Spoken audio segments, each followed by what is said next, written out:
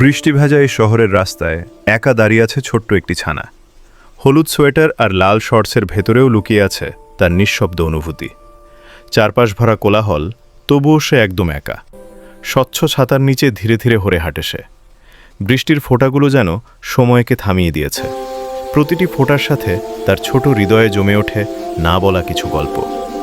হঠাৎ পাশ দিয়ে ছুটে যায় একটি গাড়ি। চারদিকে ছিটকে পড়ে পানি। এক মুহূর্তের জন্য সে ভারসাম্য হারায়। ভয়, অনিশ্চয়তা আর বাস্তবতার চাপ একসাথে আছড়ে পড়ে। কিন্তু সে পড়ে যায় না। নিজেকে সামলে নিয়ে হালকা হেসে ওঠে। তারপর পানির গর্তে লাফাতে শুরু করে।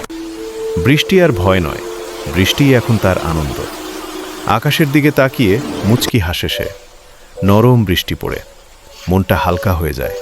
কারণ জীবন সবসময় সহজ না হলেও আশা থাকলেই আলো ঠিকই ফিরে আসে। এই ছোট্ট ছোট্ট অনুভূতিগুলো মানুষকে অনেক সময় অনেক কিছু শিখতে সাহায্য করে। তাই মন খারাপ হলে বৃষ্টিতে ভিজুন, কারণ বৃষ্টিতে ভিজলে আপনার মন ভালো হয়ে যাবে।